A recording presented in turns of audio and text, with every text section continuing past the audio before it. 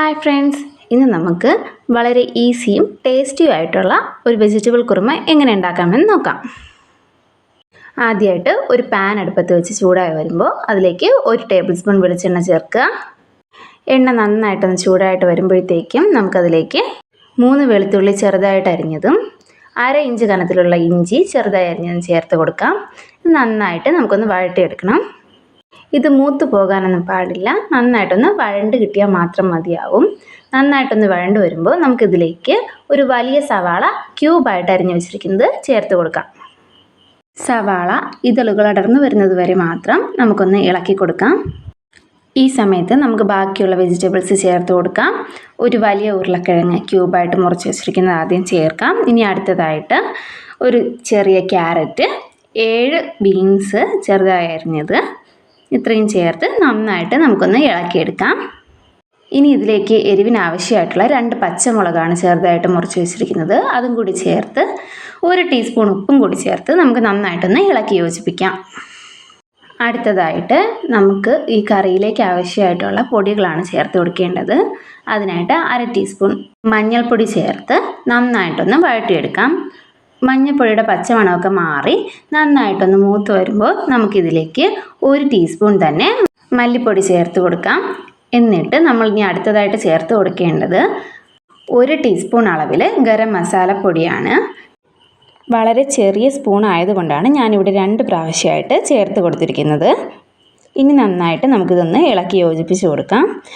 Green peas ചേർക്കാൻ താല്പര്യമുള്ളവർക്ക് ഈ ഒരു സമയം ചേർത്ത് കൊടുക്കാവുന്നതാണ്. ഉണങ്ങിയ ഗ്രീൻ പീസാണുള്ളതെങ്കിൽ ഒരു 8 മണിക്കൂർ നേരമെങ്കിലും വെള്ളത്തിൽ കുതിർത്തതിന് ശേഷം വേണം ചേർത്ത് കൊടുക്കാനായിട്ട്. ഇപ്പോൾ ഞാനിവിടെ ചേർക്കുന്നത് ചെറുതായി അരിഞ്ഞ് വെച്ചിരിക്കുന്ന കോളിഫ്ലവറാണ്. അതൊരു 1/2 കപ്പ് ഞാനിവിടെ ചേർത്ത് കൊടുക്കുന്നുണ്ട്. ഇതും ചേർത്ത് നമുക്ക് നന്നായിട്ടൊന്ന് ഇളക്കി യോജിപ്പിച്ച് കൊടുക്കാം. കോളിഫ്ലവർ നന്നായിട്ടൊന്ന് മസാലയുമായിട്ട് മിക്സായി വരുന്ന സമയം നമുക്കിതിലേക്ക് ഈ വെജിറ്റബിൾസ് വേവാൻ ആവശ്യമായിട്ടുള്ള വെള്ളം ചേർത്ത് കൊടുക്കാം. നല്ല തിളച്ച വെള്ളം 1/2 കപ്പ് അളവിലാണ് ഞാനിവിടെ ചേർത്ത് കൊടുക്കുന്നത്. വെള്ളം ചേർത്ത ശേഷം കറി നന്നായിട്ട് തിളച്ച് തുടങ്ങുന്ന സമയം നമുക്കിതൊന്ന് അടച്ച് വെച്ച് വേവിക്കാവുന്നതാണ്. ഒരു 10 മിനിറ്റ് നേരം നമുക്ക് നന്നായിട്ടൊന്ന് അത് വേവിച്ചെടുക്കാം. ഈ സമയം ഇതിലേക്കുള്ള അരപ്പ് തയ്യാറാക്കാം. അതിനായിട്ട് 1/2 കപ്പ് ചിരകിയ തേങ്ങയിലേക്ക് 8 കുരുമുളകാണ് ഞാനിവിടെ ചേർത്തിരിക്കുന്നത്. ഇതിലേക്ക് 1/4 കപ്പ് വെള്ളവും ചേർത്ത് നല്ല ഫൈൻ പേസ്റ്റായിട്ട് നമ്മൾ അരച്ചെടുക്കേണ്ടതാണ്. 10 മിനിറ്റിന് ശേഷം നമുക്കൊന്ന് അടപ്പ് തുറന്ന് നോക്കാം. ഈ ഒരു സമയത്ത് നമ്മുടെ വെജിറ്റബിൾസ് എല്ലാം ഇവിടെ ഏകദേശം വെന്ത് വന്നിട്ടുണ്ട്. ഇനി നമ്മൾ തയ്യാറാക്കി വെച്ചിരിക്കുന്ന അരപ്പ് ഇതിലേക്ക് ചേർത്ത് കൊടുക്കാം. അരപ്പ് ചേർത്തതിന് ശേഷം നമുക്കിത് നന്നായിട്ടൊന്ന് ഇളക്കി യോജിപ്പിച്ചെടുക്കണം. എന്നിട്ട് നന്നായിട്ടൊന്ന് തിള വന്ന് തുടങ്ങുമ്പോഴത്തേക്കും നമുക്കിതിലേക്ക് ആവശ്യമായിട്ടുള്ള 1/2 കപ്പ് ചൂടുവെള്ളം കൂടി ചേർത്ത് നന്നായിട്ടൊന്ന് മിക്സ് ചെയ്തെടുക്കാം. ഈ ഒരു സമയം നമുക്കൊന്ന് ഉപ്പ് ചെക്ക് ചെയ്ത് നോക്കാം. ഉപ്പ് പാകത്തിനല്ല എന്നുണ്ടെങ്കിൽ എക്സ്ട്രാ ഉപ്പ് ചേർത്ത് കൊടുക്കണം. ഞാനിവിടെ ഒരു 1/4 ടീസ്പൂൺ ഉപ്പും കൂടി ചേർത്ത് കൊടുത്തിട്ടുണ്ട്. അവസാനമായിട്ട് നമ്മൾ കുറച്ച് മല്ലിയിലയാണ് ഇട്ട് കൊടുക്കുന്നത്.